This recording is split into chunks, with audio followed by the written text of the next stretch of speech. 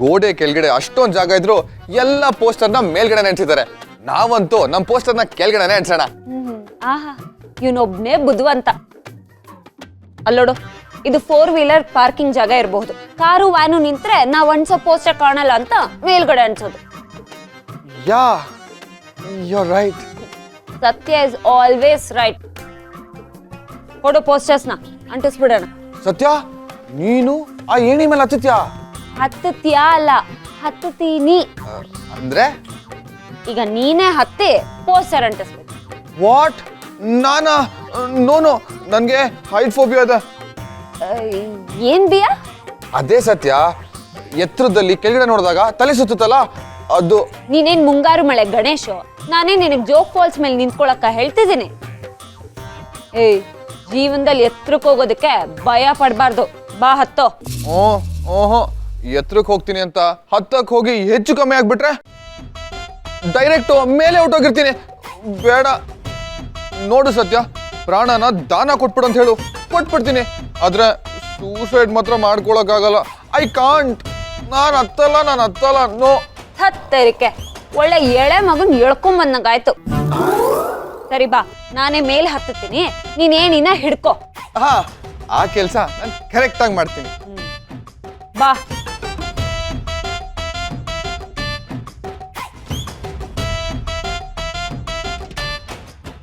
ಸರಿಯಾಗಿ ಇಟ್ಕೊಳಪ್ಪ, ಬೀಳಿಸ್ಬಿಟ್ಯಾ?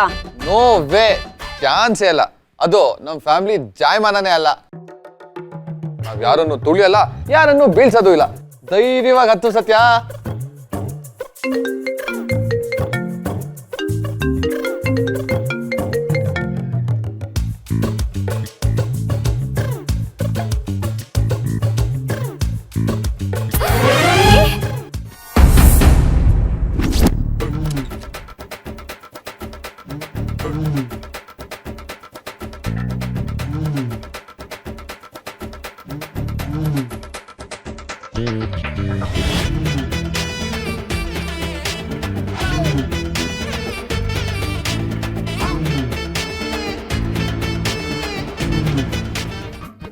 ಯಾಕಪ್ಪ ನಿಮ್ ಬಾಮೈದ ಕಾಲ್ ರಿಸೀವ್ ಮಾಡ್ತಿಲ್ವಾ? ಅದಕ್ಕೆ ಹೇಳುದು ತಿಳಿ ನೀರಲ್ಲಿ ಕಡ್ಡಿ ಎಲ್ಲ ಆಡ್ಸಕ್ ಹೋಗ್ಬಾರ್ದು ಅಂತ. ಅವ್ರಿಬ್ರು ಫೋನೇ ರಿಸೀವ್ ಮಾಡಕ್ ಆಗದೆ ಇರೋಷ್ಟು ಬಿಸಿ ಇದಾರೆ ಅಂತಂದ್ರು. ಕೇಳ್ದೆ ಅವ್ರ ಕೆಲಸ ಮುಗ್ದಿರುತ್ತೆ, ನಾನು ಬಾಮೈದನ್ ಕರಿತೀನಿ ಅಂತ ಕಾಲ್ ಮಾಡ್ದಲ್ಲ. ಇವಾಗ ಏನಾಯ್ತು, ನೀನ್ ಬಾಮೈದ ನೀನ್ ಫೋನ್ ಬಂದ್ರು ಕ್ಯಾರೆ ಅಂತ ಇಲ್ಲ.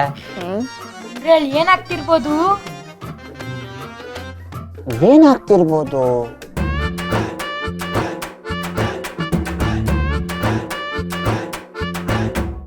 ಲೂಸು, ಬೀಳ್ಸಲ್ಲ ಅಂತ ಹೇಳಿ ಫ್ಯಾಮಿಲಿನೆಲ್ಲ ಎಳೆಸ್ತಂದು ಈಗ ನನ್ನನ್ನು ಬೀಳ್ಸಿ ಫ್ಯಾಮಿಲಿ ಮರ್ಯಾದೆನೆ ಕಳೀತಿದ್ಯಾ? ನಾನೇನು ಹೇಳಿದ್ದೆ, ನಿನ್ನ ಬೀಳ್ಸಲ್ಲ ಅಂತ ತಾನೆ. ಇವಾಗ್ಲೂ ಎಲ್ಲಿ ಬೀಳಿಸ್ತೆ? ನಿನ್ ಕೈ ಹಿಡ್ಕೊಂಡೆ ತಾನೆ.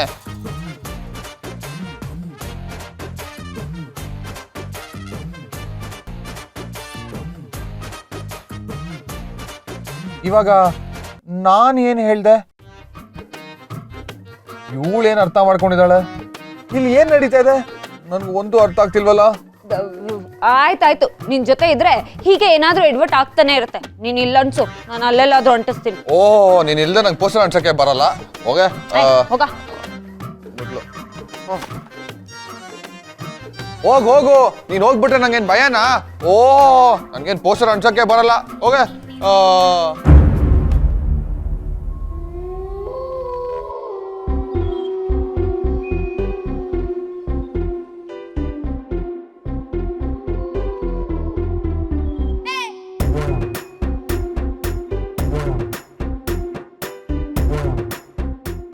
ಭೂತವಿಲ್ಲ, ಪಿಶಾಚಿ ಇಲ್ಲ, ಇದ್ದರೂ ಇಲ್ಲಿಲ್ಲ. ನಂಬಿಕೆಯೇ ಬೇತಾಳ. ಅರ್ಧರಾತ್ರಿಯಲ್ಲಿ ಭಯವಾದ್ರೆ ಪದ ಹಾಡು.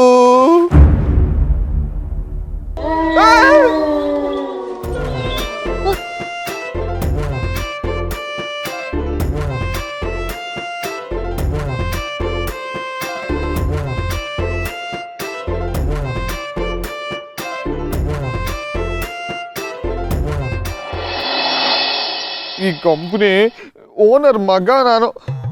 ಅಪ್ಪ ಈ ಕಂಪ್ನಿನ ಟೇಕ್ ಓವರ್ ಮಾಡ್ತೀನಿ ಅಂತ ಇದ್ರೆ ನಾನು ಪೋಸ್ಟರ್ ಹಚ್ತಾ ಇದ್ದೀನಿ. ಪೋಸ್ಟರು ಏನು ಪರವಾಗಿಲ್ಲ. ಅರ್ಶನಾಗ್ ಆಳ್ಬೇಕು ಅಂದ್ರೆ ಆಳಾಗಿ ದುಡಿಯೋಕೆ ಗೊತ್ತಿರಬೇಕು ಅಂತ ಅಪ್ಪ ಯಾವಾಗಲೂ ಹೇಳ್ತಿರ್ತಾರೆ. ಇವತ್ತು ಆ ಮಾತು ಸತ್ಯ ಅಂತ ಅನ್ನಿಸ್ತಾ ಇದೆ.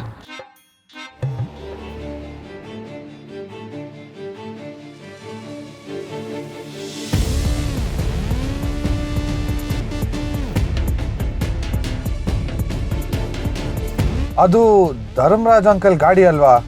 ಇಷ್ಟೊತ್ತಲ್ಲಿ ಈ ಕಡೆ ಯಾಕೆ ಬರ್ತಿದ್ದಾರೆ? ಈ ಹೊತ್ತಲ್ಲಿ ನಾನು ನೋಡಿದ್ರೆ ಅಷ್ಟೇ ಮುಗೀತು.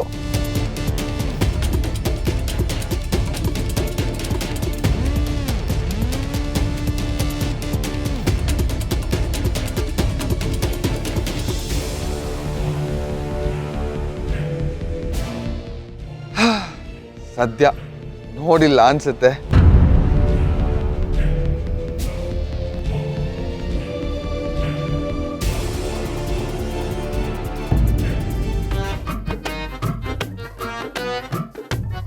ಅಂಕಲ್ ನೀವಿಲ್ಲಿ? ಅದನ್ನ ನಾನು ನಿನಗೆ ಕೇಳಬೇಕು. ಇದೇನು ಇಷ್ಟೊತ್ತಲ್ಲಿ ಇಲ್ಲೇನು ಮಾಡ್ತಾ ಇದೀಯಾ? ಅಂಕಲ್ ಅದು ಇಲ್ಲಿ ಇದು ನಿಮ್ಮ ಕಂಪ್ನಿ ಪೋಸ್ಟರ್ಸ್ ಅಲ್ವಾ? ಹೌದು ಅಂಕಲ್, ಈ ಪೋಸ್ಟರ್ಸ್ ಎಲ್ಲ ನಮ್ಮ ಕಂಪ್ನಿ ಇದೆ. ಅದೆಲ್ಲ ಸರಿನಪ್ಪ. ಈ ಪೋಸ್ಟರ್ಸ್ನ ನೀನು ಯಾಕೆ ಅಂಟಿಸ್ತಾ ಇದೀಯಾ?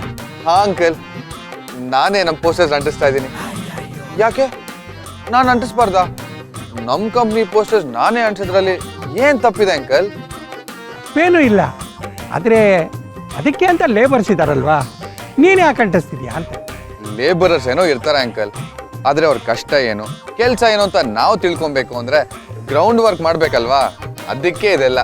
ಭೇಷ್, ಇದು ಒಬ್ಬ ಮಾಲೀಕನಿಗಿರಬೇಕಾದ ನಿಜವಾದ ಅರ್ಹತೆ. ಕೆಲಸ ಮಾಡೋರ ಕಷ್ಟ ಎಷ್ಟು ಆಳದ್ದು ಅಂತ ಗೊತ್ತಾದಾಗಲೇ ಆ ಕೆಲಸಕ್ಕೆ ಒಂದು ಬೆಲೆ ಇರೋದು. ನಿಮ್ಮಪ್ಪ ಹೇಳೋರು ನನ್ನ ಮಗ ಮುಂದೊಂದು ದಿನ ದೊಡ್ಡ ಬಿಸ್ನೆಸ್ ಮನ್ ಆಗ್ತಾನೆ ಅಂತ. ಇದೆಲ್ಲ ನೋಡ್ತಾ ಇದ್ರೆ ಆ ಮಾತು ನಿಜ ಅನ್ಸುತ್ತೆ. ಒಳ್ಳೇದಾಗ್ಲಪ್ಪ, ನೀನು ಮುಂದುವರ್ಸು, ನಾನಿನ್ನು ಬರ್ತೀನಿ. ಸರಿ ಅಂಕಲ್. ಕಾರ್ತಿಕ್ ಅಂಕಲ್, ನೀನು ಇಷ್ಟೆಲ್ಲ ಕಷ್ಟಪಡ್ತಿರೋದು ನೋಡಿದ್ರೆ ನೀನು ನಿಮ್ಮಪ್ಪ ಅಂದ್ಕೊಂಡಿರೋದಕ್ಕಿಂತ ಇನ್ನೂ ಹೆಚ್ಚು ಎತ್ತರವಾಗಿ ಬೆಳಿತೀಯ. I am really proud of you my boy. ನನ್ನ ಮಗನಿಗೂ ಹೇಳ್ತೀನಿ, ಗ್ರೌಂಡ್ ವರ್ಕ್ ಮಾಡಿ ಎಕ್ಸ್ಪೀರಿಯನ್ಸ್ ತಗೋ ಅಂತ. Anyhow, good luck and good night. Good night uncle. ಅವಮಾನ ಆಗುತ್ತೆ ಅಂದ್ರೆ ಅಪ್ರಿಸಿಯೇಷನ್ ಸಿಗ್ತಾ ಇದೆ. ಆಗ್ಲಿ. ಸತ್ಯ ಕಿರಿಕ್ ಮಾಡಿದ್ರು, ಎಡವಟ್ ಮಾಡ್ಕೊಂಡ್ರು, ಒಂದಲ್ಲ ಒಂದ್ ರೀತಿ ನನಗ್ ಒಳ್ಳೇದೇ ಆಗ್ತಾ ಇದೆ.